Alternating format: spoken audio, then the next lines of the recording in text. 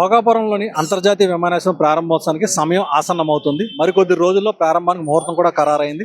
అదేవిధంగా ఇప్పటి వరకు ఉన్నటువంటి విశాఖ విమానాశ్రయం కూడా మూతపడేందుకు కూడా రంగం సిద్ధమవుతుంది. అయితే ఇదంతా కూడా ప్రస్తుత ముఖ్యమంత్రి చంద్రబాబు నాయుడు కుట్రలో భాగం అని చెప్పేసి ప్రజా సంఘాలు ఆరోపిస్తున్నాయి. దీనిపై ఇప్పుడు మనతో మాట్లాడిన జగ్నాయుడు ఉన్నారు. సార్ చెప్పండి, అసలు ఇది కుట్రలో భాగం అని ఎందుకు అంటున్నారు? కుట్రలో ఎందుకు భాగం అంటున్నామంటే వైజాగ్ ఎయిర్పోర్ట్ లేకుండా విశాఖపట్నం అభివృద్ధి ఎలా సాధ్యపడుతుందండి?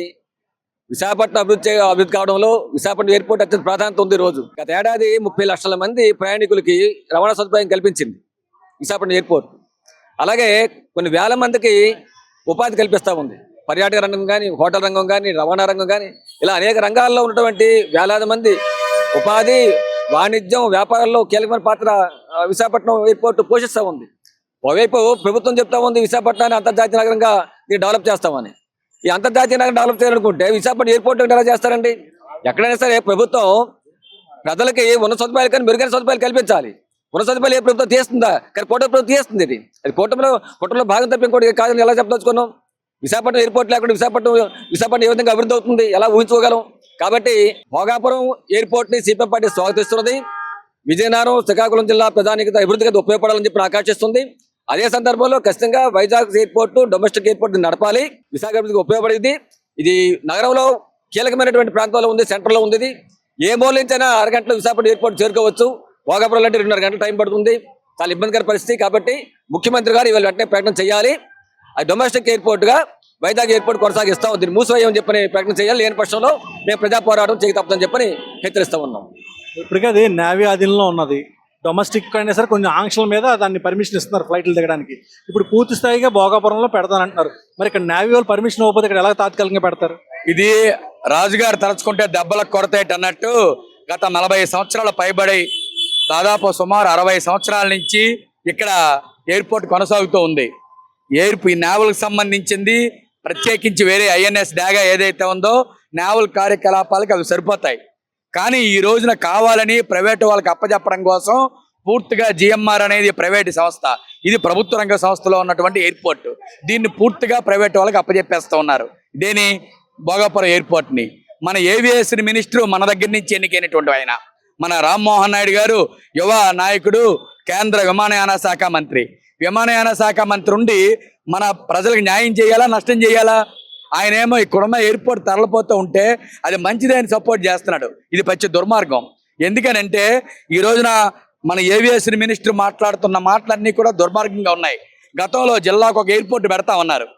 విమానాశ్రయాలు ఎర్ర బస్సులు వెళ్ళలేని, అంటే ఆర్టీసీ బస్సులు వెళ్ళలేని ప్రాంతంలో కూడా విమానాశ్రయాలు పెడుతున్నామని చెప్పారు. కానీ అవసరమైనటువంటి ఉన్నటువంటి విశాఖపట్నంలో ఉన్న విమానాశ్రయం తీసేస్తున్నారు. విశాఖపట్నం ఉమ్మడి జిల్లా అంటే ఏజెన్సీ ప్రాంతం కానీ, లేదంటే అనకాపల్లి కానీ, విశాఖపట్నం కానీ, ఈ 3 ప్రాంతాలకి అందుబాటులో ఉన్నటువంటిది విశాఖపట్నం ఎయిర్పోర్టు. ఇప్పుడు దీన్ని మూసివేసి భోగాపురం వెళ్ళాలంటే హైదరాబాదు వెళ్ళాలనుకోండి ఒక ప్యాసింజర్ ఎవరన్నాను, హైదరాబాద్ వెళ్ళి ఇక్కడి నుంచి భోగాపురం 4000 3000 ట్యాక్సీ కట్టాలి. అక్కడి నుంచి మళ్ళీ ప్రయాణం వెళ్ళాలి. ఇక్కడ 3 గంటల పైన భోగాపురం చేరుకోవడానికి ట్రాఫిక్లో సమస్య అవుతూ ఉంటుంది. కాబట్టి ఇటువంటివన్నీ కూడా రవాణా భారం పెరుగుతుంది, ఇంధన ఛార్జీలు పెరుగుతాయి, ప్రజల మీద ఆర్థికంగా భారం పడుతూ ఉంటుంది. కాబట్టి ఏ రకంగానూ భోగాపురం అనేది సమంజసం కాదు. జిఎంఆర్ యొక్క లాభాల కోసం, జిఎంఆర్ కట్టబెట్టడం కోసమే భోగాపురం ఎయిర్పోర్ట్ అనేది పెట్టారు. మేము డిమాండ్ చేస్తున్నది విశాఖపట్నం ఎయిర్పోర్ట్ని ఏదైతే ఇప్పుడు ఉన్నటువంటి ఎయిర్పోర్ట్ ఉందో దాన్ని యథావిధిగా కొనసాగించాలి. డొమెస్టిక్ సర్వీసెస్ అన్నీ మన దేశంలో ఉండే ఇతర ప్రాంతాల కనెక్టివిటీ అంతా కూడా ఇక్కడి నుంచే జరగాలి. ఇంటర్నేషనల్ ఎయిర్పోర్ట్ ఏదైతే ఉందో దాన్ని మాత్రమే భోగాపురం షిఫ్ట్ చేయాలి అని చెప్పి డిమాండ్ చేస్తున్నాం. ఇది మా డిమాండ్ కాదు, ప్రజల తాలూకా డిమాండు. అలాగే ఇక్కడుండే ఎమ్మెల్యేలు, ఎంపీలు ఏం చేస్తున్నారని అడుగుతున్నాం. ఎంపీలు, ఎమ్మెల్యేలు విశాఖపట్నం ప్రజల ప్రయోజనాల కోసం ఉన్నారా, లేదంటే జిఎంఆర్ ప్రయోజనాలు కాపాడడం కోసం ఉన్నారా? కాబట్టి ఖచ్చితంగా అంతర్జాతీయ విమానాశ్రయం కింద భోగాపురాన్ని డెవలప్ చేయాలి, డొమెస్టిక్ ఎయిర్పోర్ట్ కింద విశాఖపట్నం ఎయిర్పోర్ట్ని కొనసాగించాలి. ఆ కొనసాగే విధంగా ముఖ్యమంత్రి ప్రకటన చేయాలి, లేకపోతే ప్రత్యక్ష ఆందోళన ఎదుగుతామని తెలియజేస్తాం. ప్రస్తుతం వీళ్ళు వామపక్షాలు కానీ ప్రజా సంఘాలు కానీ వాళ్ళ అభిప్రాయం, ఎందుకంటే ఈ విమానాశ్రయం తరలింపులో కూడా కొన్ని కుట్రలు ఉన్నాయి. కేవలం ప్రైవేట్ సంస్థలు లాభం చేకూర్చేందుకు అని చెప్పి విశాఖ విమానాశ్రయం ఇక్కడ తరలిస్తున్నారంటే, ఎందుకంటే ఇప్పుడు వరకు ఉన్నటువంటి విశాఖ విమానాశ్రయం ప్రభుత్వ రంగం ఆధీనంలో ఉంది. అయితే ఇప్పుడు వెళ్తుంది జిఎంఆర్, ప్రైవేట్ రంగ సంస్థ దాన్ని నిర్మించడం జరిగింది. కనుక దీంట్లో కుట్రలు ఉన్నాయని చెప్పేసి ప్రధానంగా వాళ్ళు ఆరోపణలు చేస్తున్నారు. అదేవిధంగా విశాఖ ప్రజలంతా కూడా దీన్ని పూర్తిగా తీవ్రంగా వ్యతిరేకిస్తున్నారు ఈ నిర్ణయాన్ని కూడా అని చెప్పడం జరుగుతుంది.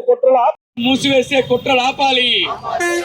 జిందాబాద్ సిపిఎం, జిందాబాద్ సిపిఎం.